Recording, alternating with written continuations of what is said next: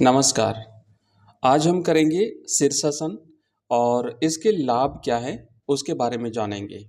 शीर्षासन जिसे इंग्लिश में हेड स्टैंड योग मुद्रा भी कहते हैं, ये योग आसनों का राजा कहा जाता है क्योंकि यह एक उन्नत योग मुद्रा है जिसमें पूरा शरीर सिर के बल संतुलित रहता है।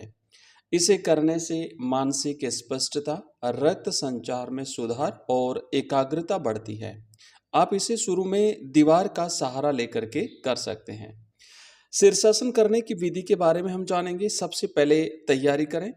तैयारी करने के लिए आप एक योगा मैट पर घुटनों के बल बैठें और हाथों को सामने रखें। उसके बाद हाथों को लॉक करें। अपनी कोहनियों को जमीन पर टिकाकर अंगुलियों को इंटरलॉक करें जिससे सिर को सहारा मिल सके।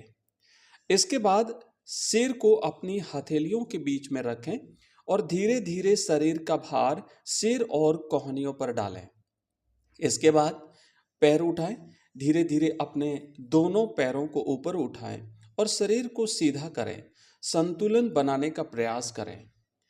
अपनी रीढ़ को सीधा रखते हुए कुछ सेकंड से लेकर कुछ मिनट तक आप इस स्थिति में रह सकते हैं। उसके बाद धीरे धीरे पैरों को नीचे लाकर प्रारंभिक स्थिति में लौटें। अब शीर्षासन के लाभ क्या है मैं बताता हूं आपको। इससे चूंकि पूरा भार सिर के बल होता है और पूरे शरीर का रक्त सिर की तरफ आता है, इससे मस्तिष्क में रक्त संचार को बढ़ाकर एकाग्रता और याददाश्त में सुधार करता है। यह आसन मानसिक तनाव, चिंता और अनिद्रा को कम करने में सहायक है। जिस किसी को मानसिक तनाव रहता है, हमेशा चिंता में डूबे रहते हैं या नींद नहीं आने की समस्या है, उनके लिए यह आसन बहुत ज़्यादा फायदेमंद है। साथ ही साथ यह आसन पाचन शक्ति को बेहतर बनाता है और मेटाबॉलिज्म को सक्रिय करता है। सिर और चेहरे की त्वचा में चमक लाने में यह आसन सहायक है क्योंकि पूरे शरीर का रक्त सिर की तरफ बढ़ता है। इससे थायराइड और पिट्यूटरी ग्रंथि को भी संतुलित किया जाता है। लेकिन इस आसन को करने से पूर्व आपको कुछ सावधानियों का भी ध्यान रखना है। जिसको उच्च रक्तचाप है, हृदय रोग है, गर्दन या रीढ़ की हड्डी में किसी प्रकार की समस्या है, तो आप इसे ना करें।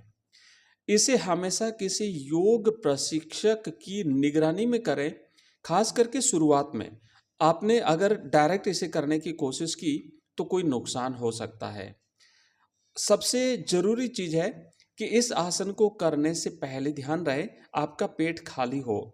खाली पेट ही इसे करें और इसका धीरे धीरे अभ्यास करें। शुरुआत में ज़्यादा समय तक नहीं रहें, लेकिन धीरे धीरे जब आपका अभ्यास हो जाता है तो आप इसे लंबे समय तक कर सकते हैं।